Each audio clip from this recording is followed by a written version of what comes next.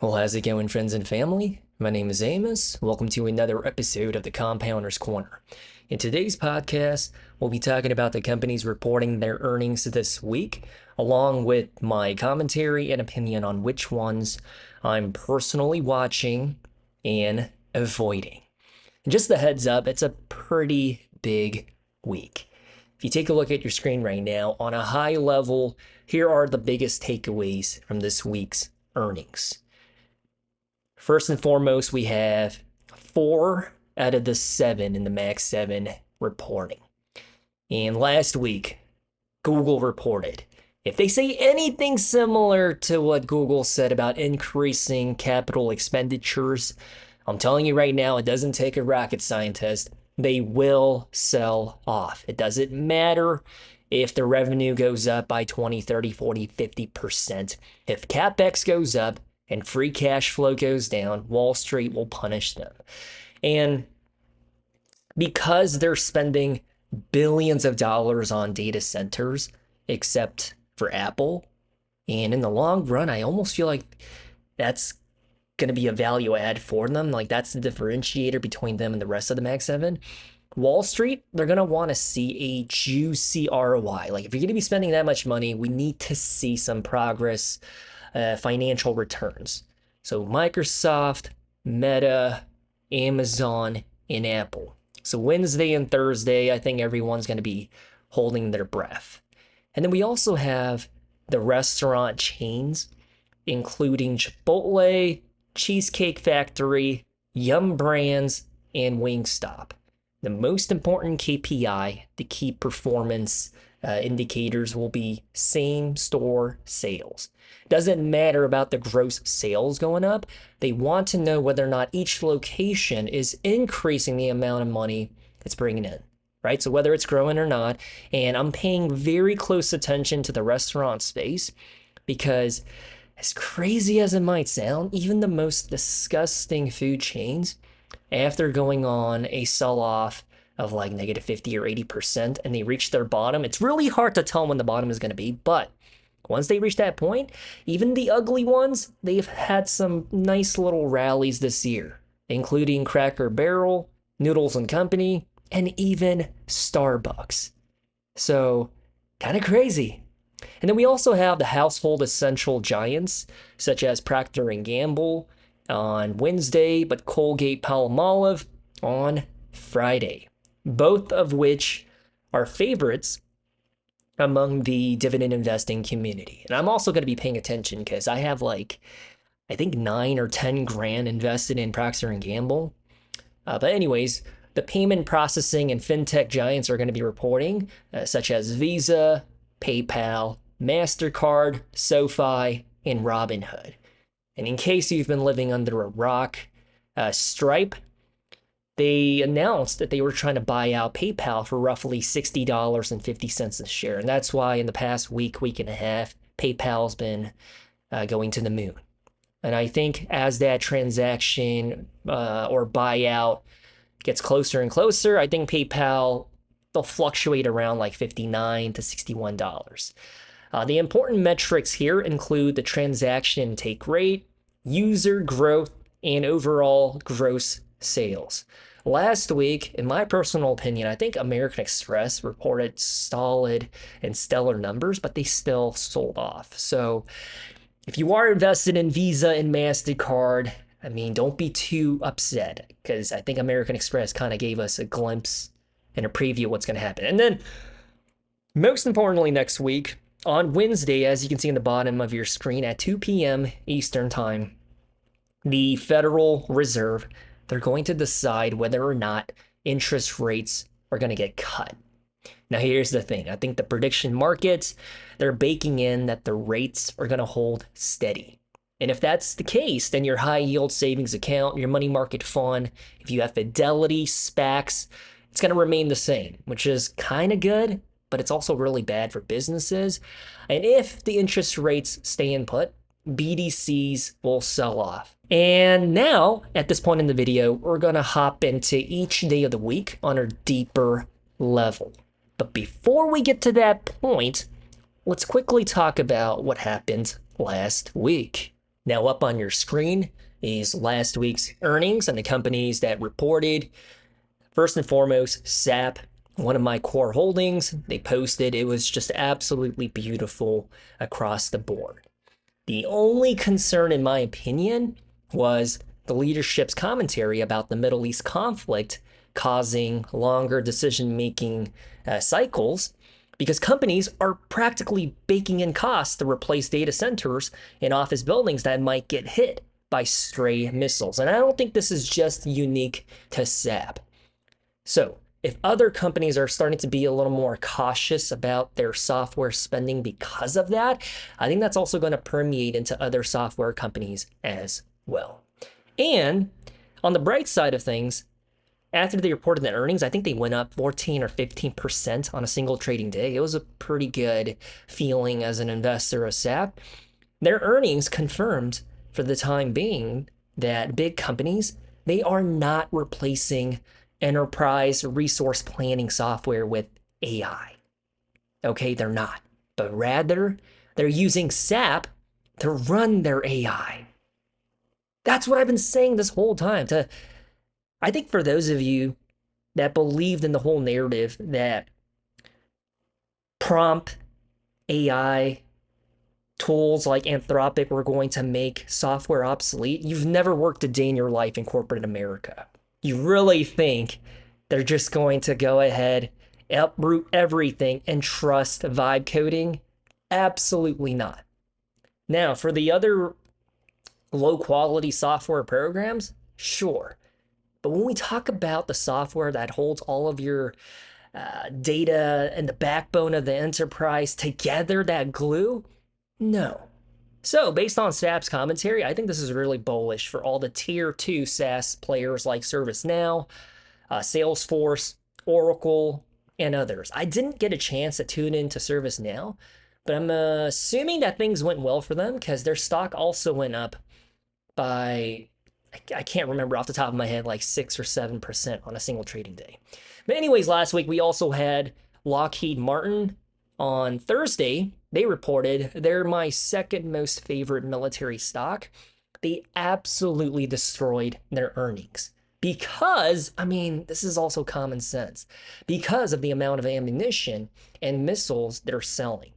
Because in the Middle East, it's a pretty wild thing that's happening over there, and that's why they're printing cash. And I was hoping to buy into them at about like 420, 415 a share. Didn't happen, but that's okay. Last week, we also had Google, parent company name is Alphabet. They reported their revenue, their cloud revenue went up 82% year over year. That's just absolutely bonkers. I don't care who you are. I'm not invested in Google, but I got to give their flowers and their props because it's due. That is simply amazing. And some of you might be looking at their EPS on Google Finance, Yahoo Finance, stock analysis, and you might be like, dude, why is their trading multiple like a 15, 16? I'll tell you right now, that's inaccurate. Their EPS, it's distorting their PE ratio and it's misleading because their equity positions in SpaceX and Anthropic, it makes it look a lot better than it actually is. I think for the quarter, once you take into account their investments and you remove that, I think it was closer to like 289 or 290 of profits per share. And it's still pretty good, but it's nowhere as good as what they are suggesting on an accounting manipulation output, which was like something like $9 of profits per share for the quarter. So I'm not a fan of that, but I am a fan of their operations, of how they're crushing it. I mean, even if Google has a PE ratio of like a 29 or 31, I still think they're undervalued for their fundamentals and the financials that they're executing. But if you think for 1 second that their PE ratio is actually a 15 or a 16, well, now you know that it's not. It's really not. But anyways, after Google reported the earnings, they went in the red because, as I alluded to earlier, they announced even more capital expenditures to fuel their data center build out. Now, I know this is a very unpopular opinion, and you know on this channel, I always have weird takes. I'm a fan of CapEx. we are seeing tangible proof in the pudding that their CapEx, it makes sense. I mean, if you're able to grow your cloud revenue by 82% year over year, they're future proofing their business by building out more data centers. Because I remember about 2 or 3 quarters ago, they said they reached full capacity. Their bandwidth was tapped out. They couldn't tackle on more projects or bigger acquisitions or customer contracts because their data centers were throttled. And that's why they laid down the framework to build out more data centers in order to make more revenue in the future. And that's why when people talk to me about CapEx being atrocious and a terrible thing for the business, they're short sighted and they only think about the next quarter or the next earnings. I like to think strategically for the next 5, 10, 20 years, what will separate them from the pack. Because in business school, one of the case study examples was Walmart when they were building out their, I know I've told this story millions of times, when they were building out their supply chain network and their logistics system with the trucking, fulfillment centers, and distribution centers, the investors on Wall Street in the 1980s and 1990s, they hated that because their free cash flow, it was demolished because they were putting in the money to build out their economic moat. And now we know that's what made Walmart who they are today. Their competition, they withered away because they didn't put in the same resources. So when I think about the future and cloud, I think that's the way that most companies are going to go. Okay. Google, Microsoft, Amazon, I'm a huge fan of what they are doing as long as they continue to do it in a responsible manner. I think if your back is up against the wall and you have nothing left to give and you're a sinking ship, and then you decide to take out billions of dollars of loans to do CapEx in order to make a very moonshot gamble pivot, then I'm not a fan of that. I'm not stupid. But a company that already prints cash from their ads line of business from YouTube, and they're saying like, dude, we can make so much more money if we have more data centers, I bless off on that. Am I crazy for thinking that? And by the way, I have a dedicated video talking about why I love CapEx with a lot more articulated speaking points. And then last but not least, last week we had Waste Connections report their earnings. Dude, it was just absolutely beautiful. And that's what I mean. When I buy into a company, I want to know that are they best in class in their industry? Are they crushing it despite what's happening around the world?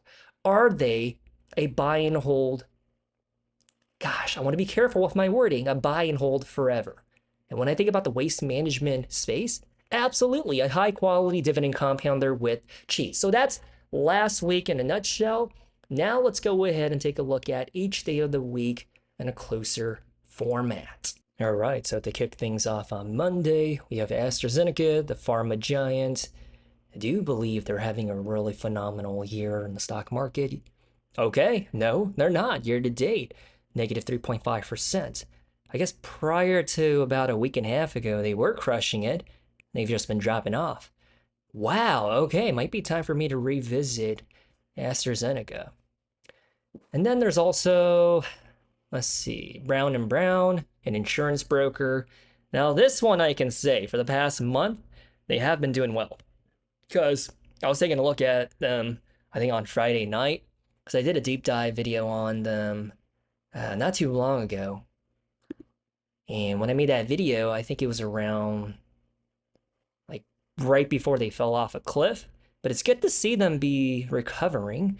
If you did buy the dip at their 52-week low at $53, I think you would be a happy camper. And then let's see. Bank of Hawaii, H2O America. Okay, so nothing too crazy. So I guess I'll use Monday as an opportunity to give you guys a quick life update. So about a month ago, I moved from Japan back to the US. Because believe it or not, I know the face might suggest otherwise. Nigeria, I'm actually an American. And unfortunately for me, I guess it depends on who you are, right? I guess lucky me, I live near New Orleans. And I gotta tell you this, if you've never been to Louisiana and this region, it is beyond hot and humid. But after a few weeks, I think I'm starting to, my body is acclimating to the weather.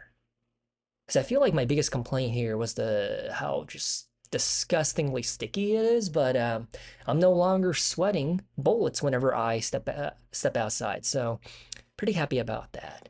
And I think like most things in life, whenever there's a big change or transition, I think we feel a lot of negativity or anxiety, stress, or fear.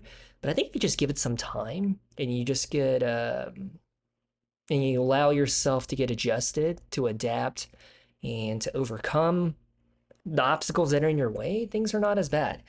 Obviously, I think the first 5 days I was back in the US, dude, I was sweating so much.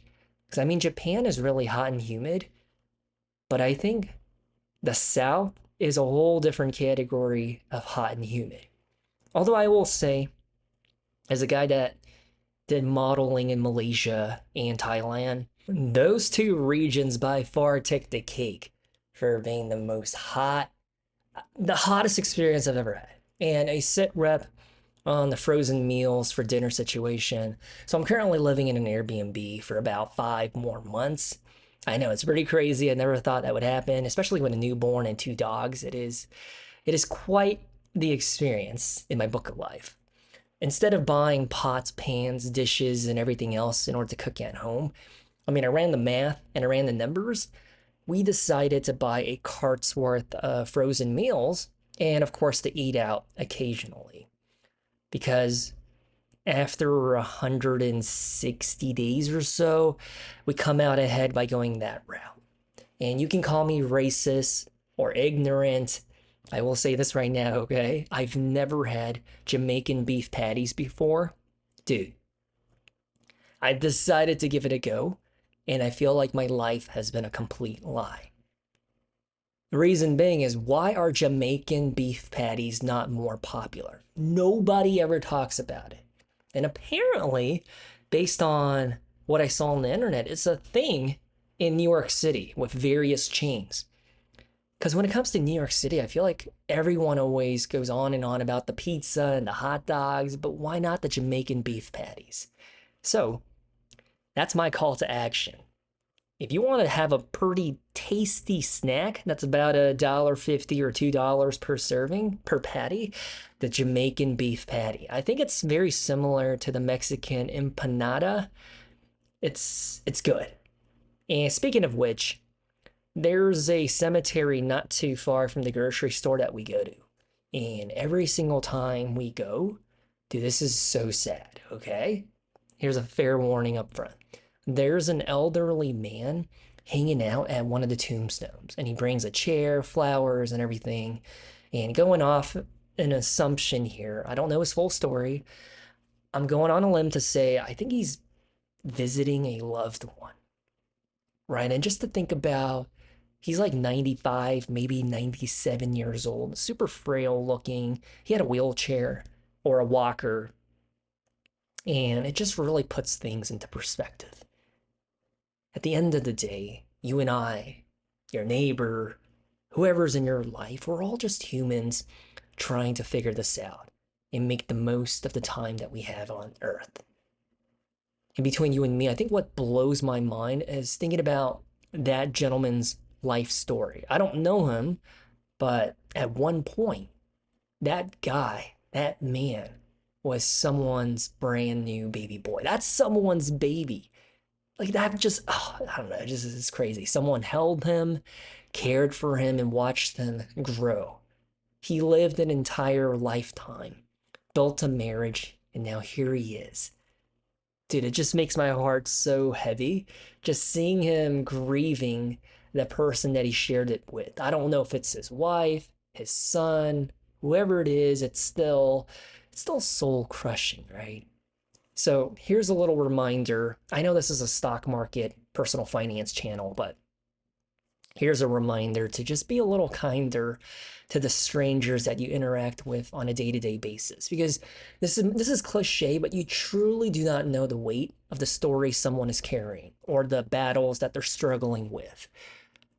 And other than that, I guess on a lighter note, they fixed the AC in the Airbnb, which has been a total game changer and a massive, massive morale booster.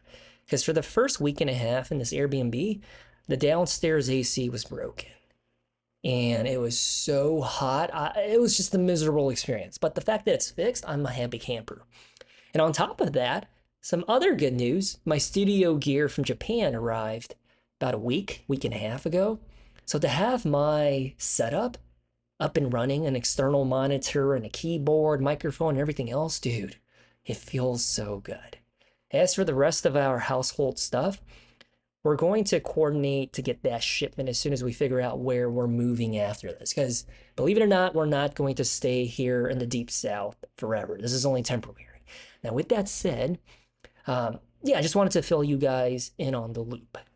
Tuesday, we have a lot of heavy hitters. We got Visa, Coca-Cola, Seagate. We have Boeing, Unilever, which I think is a pretty good alternative to Procter & Gamble.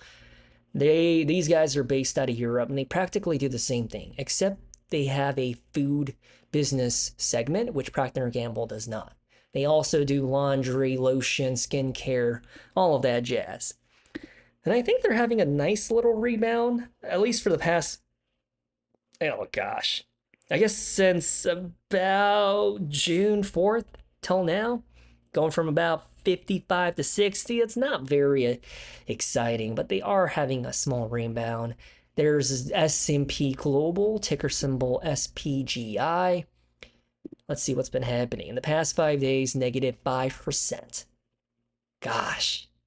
And based on what happened to Moody's after their earnings last week, between you and me, I do not have high hopes for S&P Global. As a matter of fact, I would not be surprised if they sell off after they report their earnings, which is kind of crazy because to me, when I think about a dividend compounder with cheese, I think about a company or a business operation with a robust economic moat, with a financial situation that is predictable, a dividend profile that is reliable, a P&L that makes me salivate. And that's exactly what you see on your screen right now. The blue bar graph is their gross sales. The green bar graph is their profits. Year over year, doesn't matter what's going on. It just keeps going up and to the right. And a company that's been around as long as S&P Global, I mean, this is truly remarkable. Take a look at their dividend profile, 53 years of growing their dividend. I don't really like the growth rate, I'll admit. 2.1%. As a general rule of nipple for me, I want to see it at least be in line with the historical rate of inflation of like 3.5%. 2.1%, not good, but 53 years, the track record is good. So, S&P Global, I'll tell you what.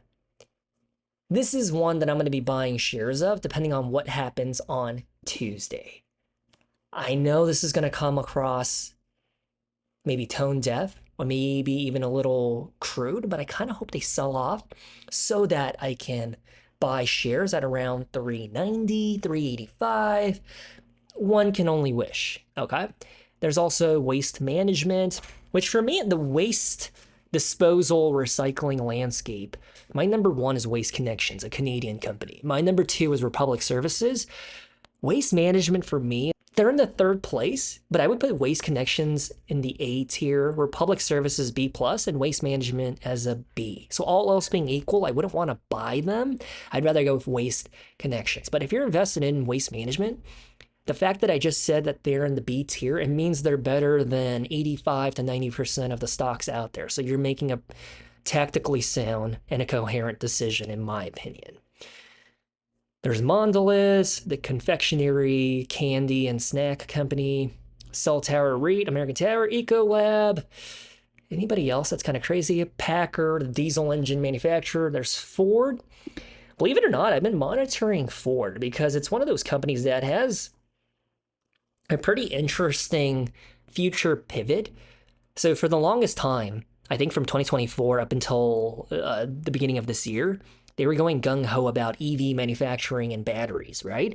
And then they decided to just give it up and pivot into providing power and battery to data centers. And consequently, their stock price started going up because of that. The market felt bullish about their pivot. And now they have my attention as well. Their forward PE being a 9, I'm like, hey, not bad. But one thing that I don't like about Ford is their track record of inconsistency. And what I mean by that is if you just hop on over to their dividend profile, yes, you might look at that and say it's juicy, a 4% dividend yield, but what I care more about is can they maintain or grow their dividend during hardships, during a recession, during catastrophic events? And that is not the case with Ford. Their dividend was cut by 20%. And as a matter of fact, if you take a look at their dividend situation, they be cutting it all the freaking time. They cut it during the pandemic, they cut it again, they cut it frequently to the point where I wouldn't be buying Ford for a reliable passive income type of investment, but I would buy into them for a growth, I guess a swing trade, which is kind of crazy. The fact that Ford and growth are in the same sentence coming out of my filthy little mouth. And then there's also PayPal and Centene,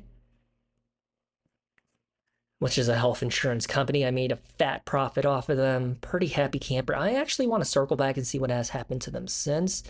This is a company where about a year ago, they were roughly 45 a share, and then they sold off because of the whole health insurance is doomed narrative, and they went all the way down to $25 a share. I did not time the bottom perfectly. I picked them up at about $27, $28, and I dumped them at about $40, $42 a share.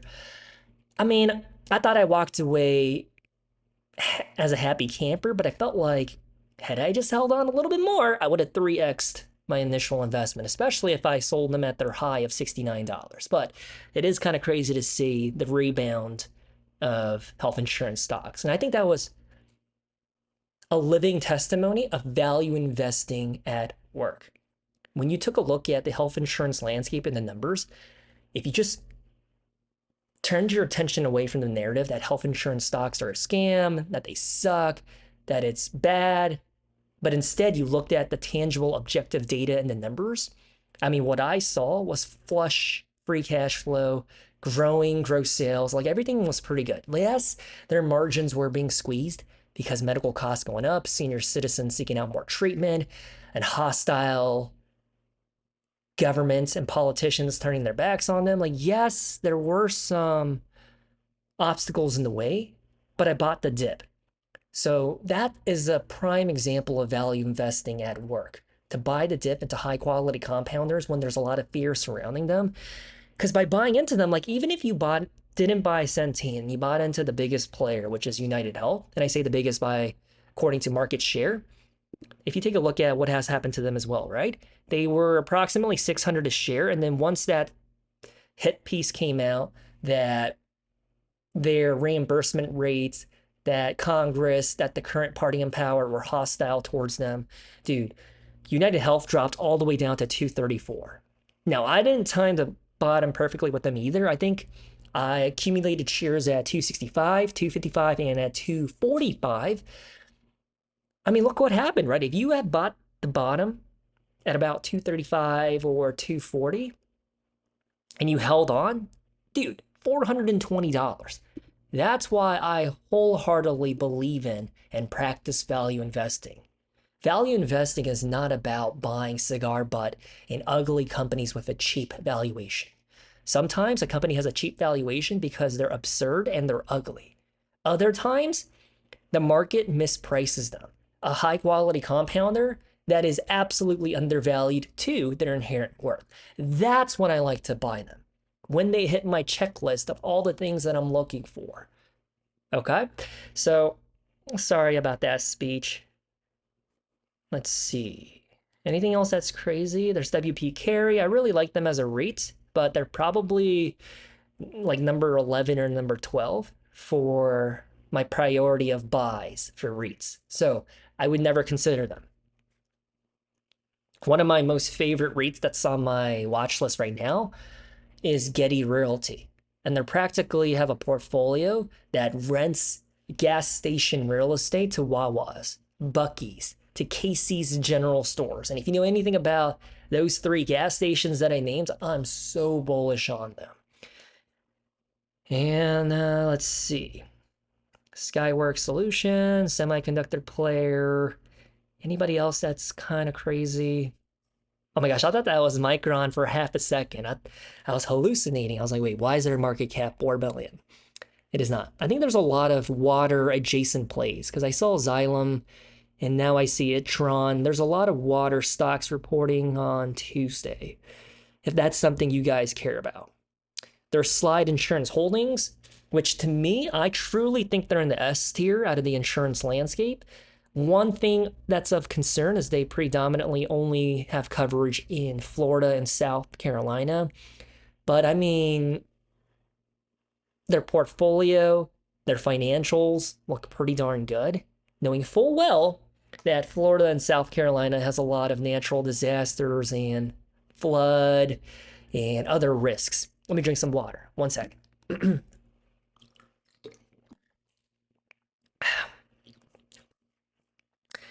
Other than that, we're getting into the obscure companies that nobody really knows about. So we're going to jump on to Wednesday that has 281 companies, and I'll filter out the ones that are important.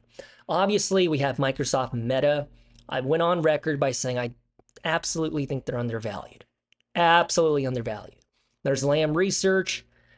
I really like them. I regret not buying into them, especially after making a deep dive video about them. They basically sell the equipment to make semiconductor chips, and I always said it. They're my number one in that space. My number two is Applied Materials, and then my number three is ASML. And I think all three of them are crushing it right now. Let's talk about Procter & Gamble. Ticker symbol PG. Now, when it comes to household essentials like laundry, detergent, dishwash, diapers, and everything else, they're best in class. Their products are of the highest quality. And Procter & Gamble, they've been having a rough time because of inflation, because of tariffs, because of private label brands. And so I think what really matters for this earnings, it's going to be their numbers on volume. Procter & Gamble, it doesn't matter what's happening around the world. They always find a way to increase their gross sales. However, if you read between the lines, a lot of that is attributed towards inorganic growth because of an acquisition, because they bought out a smaller fish in the sea. So now Wall Street, they're saying like, okay, hey buddy, I know you're growing your numbers, but what we want to see, are you increasing the amount of products that are flying off the shelves or not? Because for the longest time, besides the inorganic growth, they were growing their gross sales by increasing prices while selling less stuff. So let's say, for instance, for a single fiscal quarter, they would sell 50,000 laundry detergent Tide pallets. But because of inflation, tariffs, and everything else, they were only selling 35,000 pallets. But because they increased the prices of per unit of the SKU, they were technically making more money, but Wall Street doesn't want to see that. They want to see them selling 51,000 pallets or 55,000 pallets. So that's important. And then number two, their commentary on consumers defaulting to private label brands. And to be honest with you, it's making me a little nervous because I went to Sam's Club the other day and I noticed that they're putting Members Mark laundry detergent right next to Tide, right next to Gain. And I'm like, dude, that cannot be good. Like, if you understand the enzymes and the research that goes into Tide, why they're able to clean the best, pound for pound, I'm a big laundry nerd, okay? Because as a stay-at-home dad, I run the household operations. I will tell you Tide is best in class, regardless of if I'm invested in them or not. Tide is number one. Number two is Purcell, and I think that's owned by a German company, Henkel.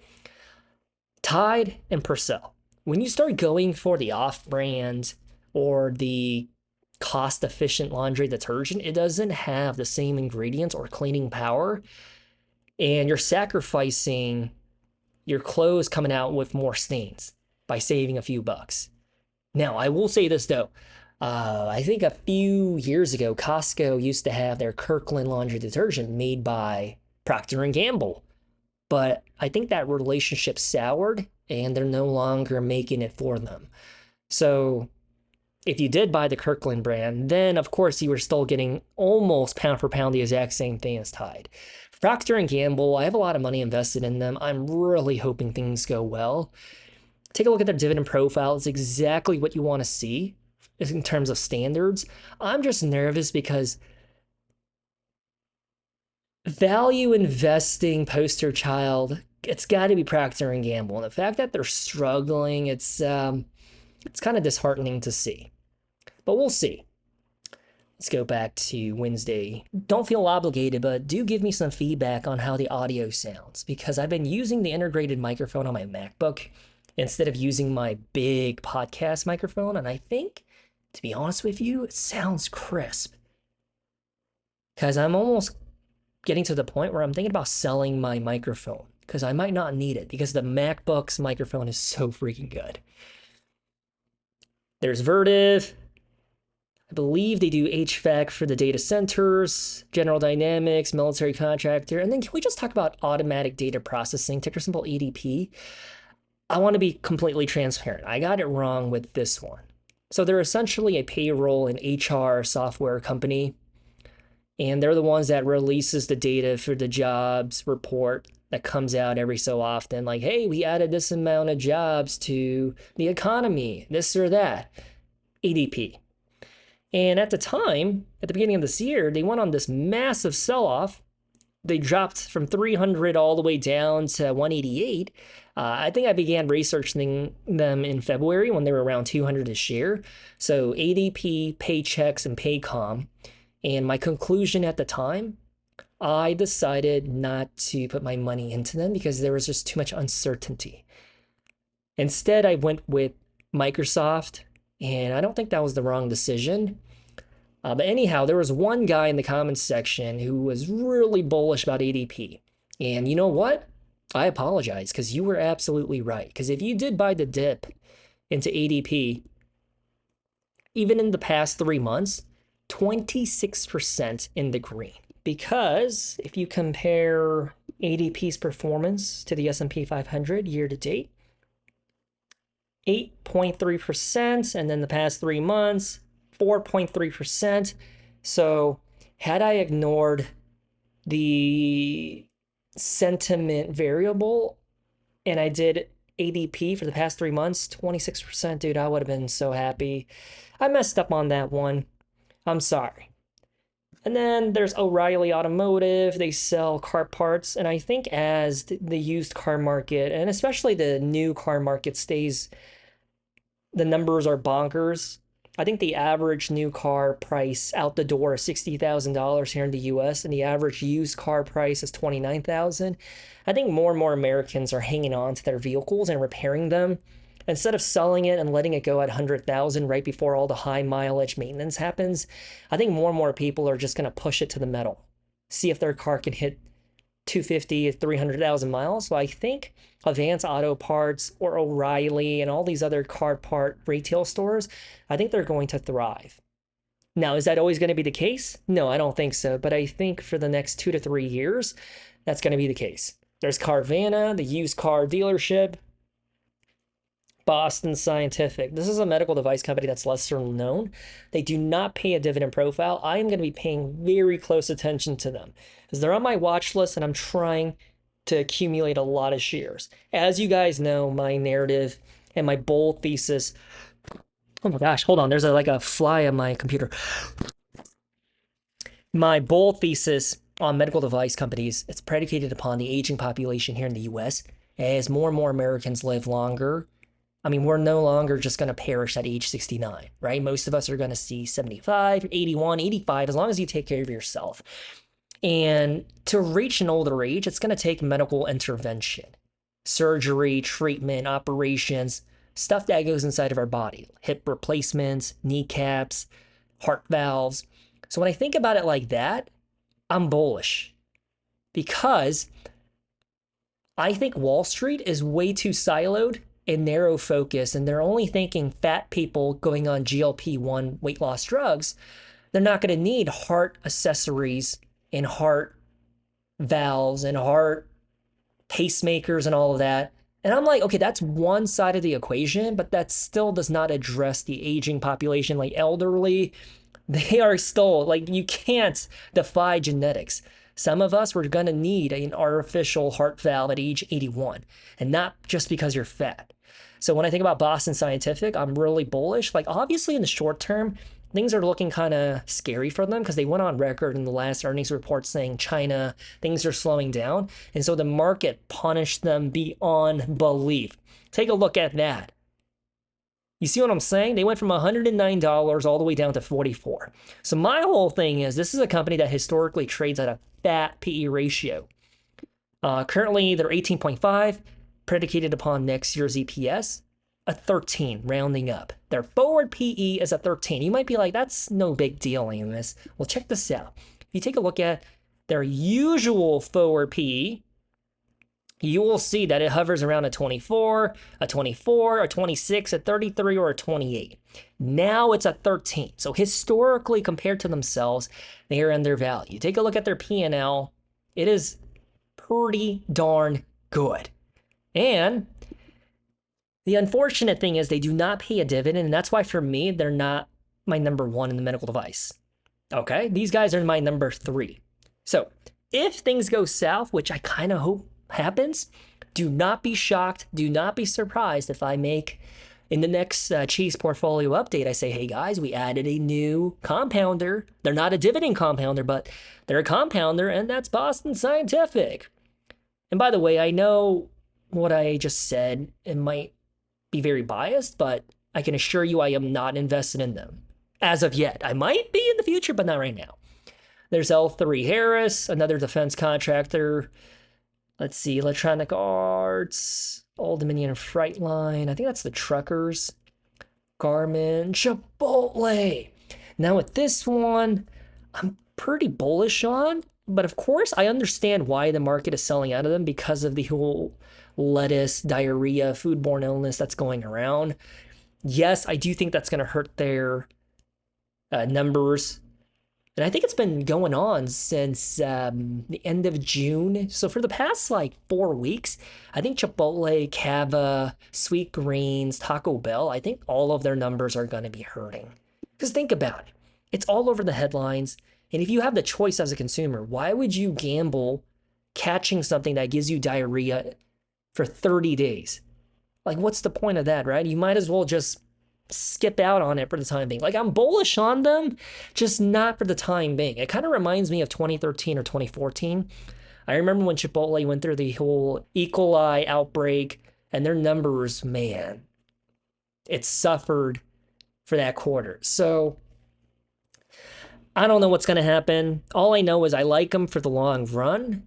And if they do slide off, it could be a buying opportunity for me. I will revisit them after this video. There's Fair Isaac, another credit reporting bureau company. V-Risk Analytics, I really like this one. American Waterworks, really like this one. I would like to buy back in. I sold out of them for a small profit because for the past 5 years, they're relatively flat. Unless you bought them right here at their all-time high of 184. But if you bought them anytime at the end of 2022 up until now, it's been relatively flat. So I sold out of them at their little peak, and I bought into them at their little valley, and I sold out of them again at their peak. So it's a company that I would like to buy once again, but the growth trajectory has not been so good. And that's because water companies have a lot of CapEx associated with the forever plastics and the PFAs that are in the water supply. So a lot of government and municipalities, they issued a mandate saying, hey, you got to filter that stuff out. And in order to get that stuff out of our water system, it requires a crap ton of renovations and maintenance and new water parts. And so that's why the water stocks I'm bullish on, but the water utility stocks, at least for the next 2 years, I'm cautious on. It makes sense, right? I mean, they're all part of the same ecosystem, but these guys, they're hurting right now. And in order to do a lot of those transactions and projects, they need to take out loans. And taking out loans right now with the interest rates being high, it's not a favorable business environment. There's SoFi. I really do like SoFi. I really do. As for my baby girl, I was researching various banks and financial institutions, and I think this is the one we're going to go with because it's a one-stop shop, right? She can do her checking account, savings account, investing, 401k, everything under one roof, and I really like. And that's what I kept saying for the longest time about PayPal. They needed to diversify their business from going away from just payment processing into being a fully integrated online bank. They never went that route. But now they're going to get acquired, so it doesn't really matter. But SoFi is exactly what I thought PayPal had the potential to becoming. And they've been selling off ever since the beginning of this year, which kind of makes sense. All the financial like fintech stocks have been selling off, not the big banks. The big banks have been cruising, like JP Morgan Chase, Bank of America, Wells Fargo, because that's a different ball game they're playing, right? They're in the business of like mergers and acquisitions, investment banking, loans, and everything else. But SoFi, PayPal, and all the other stuff, I think they're more so associated with the consumers rather than big money and commercial clients. SoFi I really do like, and they're finally coming back down to a more fair valuation. I think right now it's fair. I think they're at the inherent worth. I think SoFi on paper should be about $15 a share. This is a company that I've been eyeballing ever since they were $30 a share, and I kept saying they're overvalued. Now they're fairly valued, but once they get below $12 or $11 a share, then we're talking, and I might pick up a handful of shares and then I guess make it a bigger position as they continue sliding to 10. I don't know if they're going to hit $10 a share or not, but if you're invested into SoFi, I can't blame you. I think they're very high quality and they have a very bright future. Yeah, so ARK, it really depends on what happens on Wednesday with the federal interest rate decision. I mean, the prediction markets are thinking it's going to hold steady. There is also a lot of folks suggesting that he could hike it. I do not think, personally, I'm not an economist, okay? I'm a business guy. I do not think the interest rates are going to get cut, even if the president pressures him, because if you cut the interest rates right now, while inflation is skyrocketing, dude, it's going to make things 10 times worse. So even though it sucks, holding it steady might be the best course of action for the long run. Now, for BDCs, it's not going to be good for them, and they're going to continue to sell off. And that's why I kept telling you guys I'm really bullish on BDCs, but they're cyclical. You got to buy into them during their lows. Right now, they're in this limbo state. I do not think that I would personally want to acquire shares right now of BDCs. I'm going to be patient. There's going to be a time when they're going to be half the valuation that they are right now. Maybe not for Main Street Capital, but for ARK, Blue Owl, Hercules, and some of the other ones, absolutely half the valuation is a reality, especially if the interest rates get cut. There's Tyler Technologies. Let's see. By the way, Tyler Technologies, they have a software portfolio for all the unsexy industries like government customers, like court systems, police departments. Not very sexy, but it's really good. Because think about it. Government workers, they would be the last to pivot into vibe coding software. When a system is in place, especially at the local municipal level, they're never going to replace or get rid of it. So Tyler Technologies, I really like, but I would rather prefer their cousin from West Virginia, which is Roper Technologies. I think they have a better economic moat than Tyler.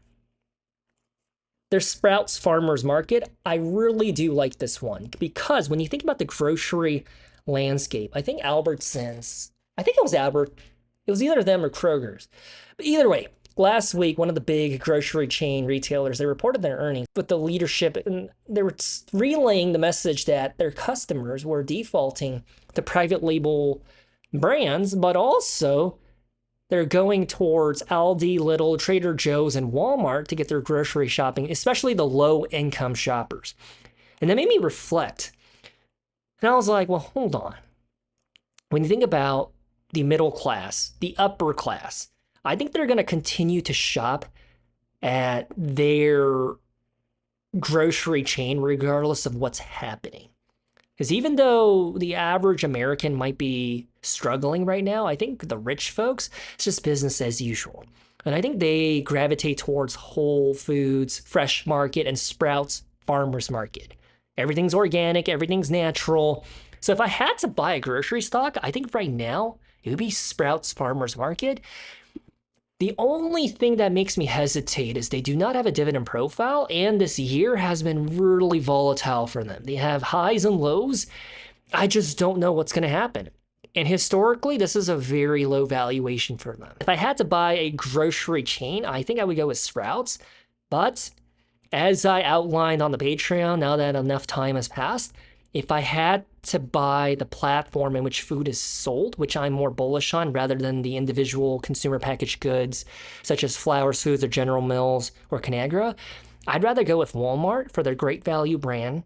Plus, they have the biggest market share in grocery, Walmart, or Costco for the Kirkland brand. Those are the two that I would rather go with.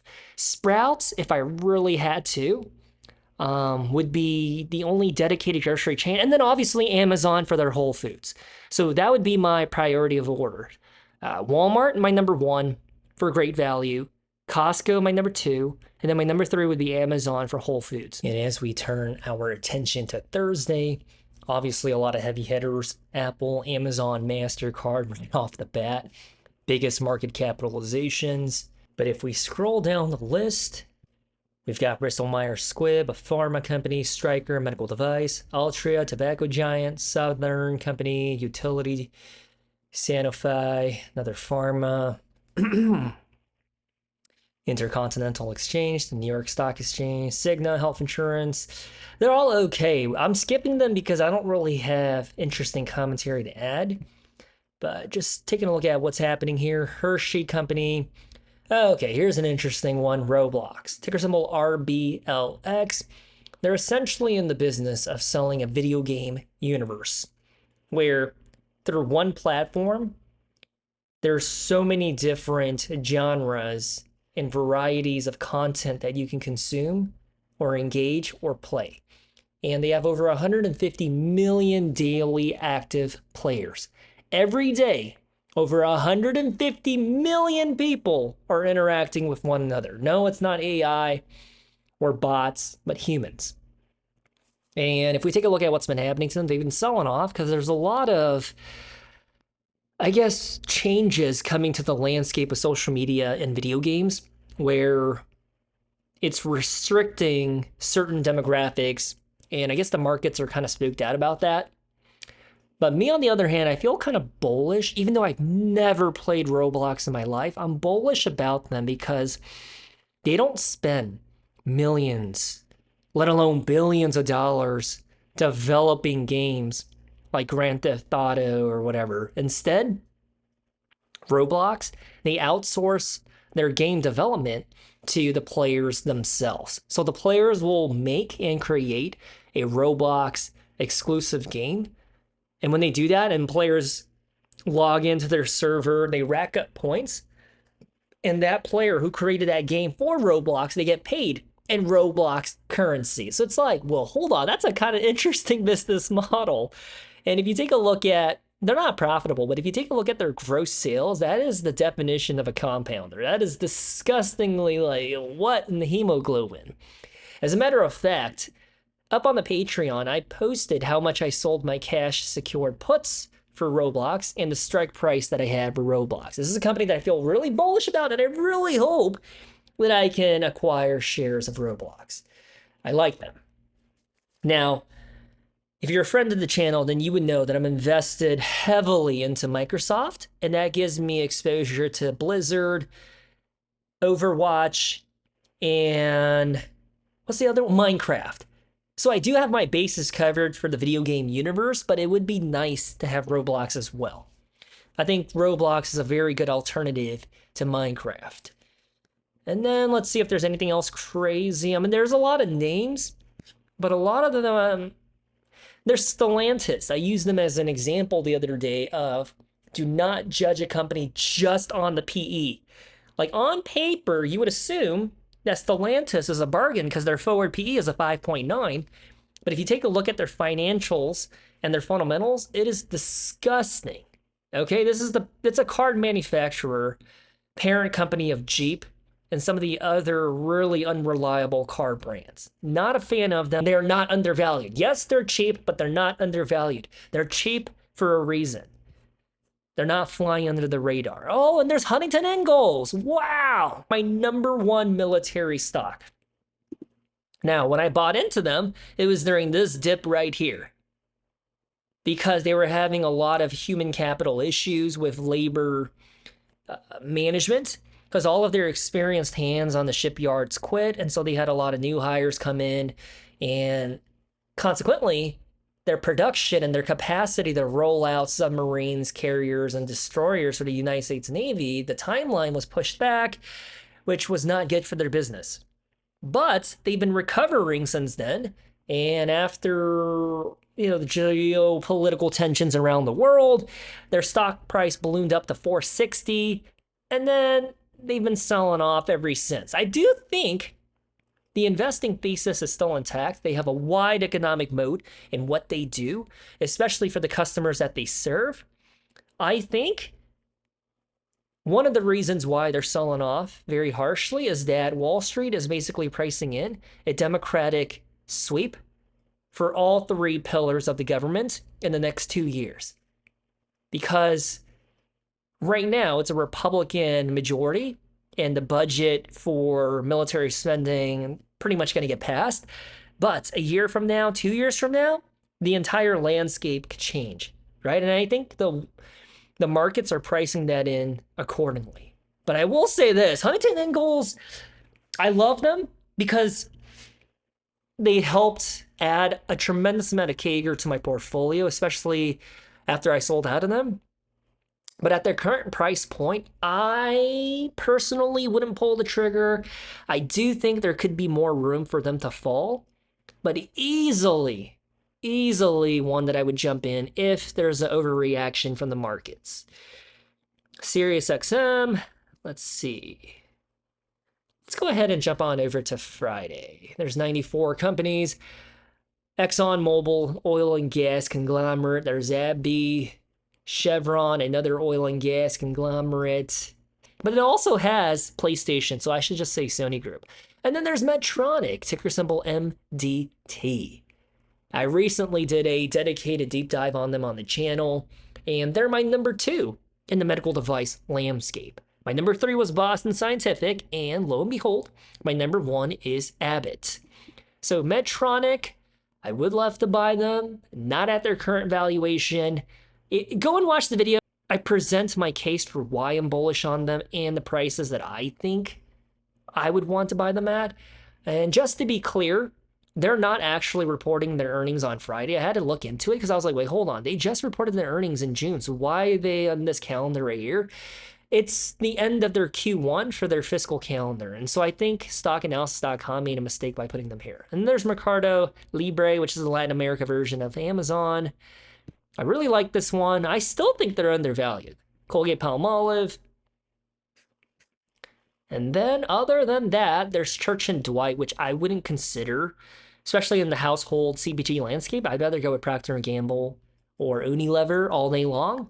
Maybe Colgate-Palmolive, but Church & Dwight, definitely not. I wouldn't consider them. It's a perfect time for me to say I uploaded quite a few videos on the channel recently. Go and give them a watch when you have the chance. Number 1, I uploaded episode 8 of the Public Portfolio series, and then I also uploaded a deep dive and analysis into IBM, and I uploaded another video, my response to the idea that value investing is dead.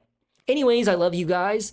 Thanks for hanging out with me. Good luck in the stock market. Stay safe, and I will talk to you next time. See ya!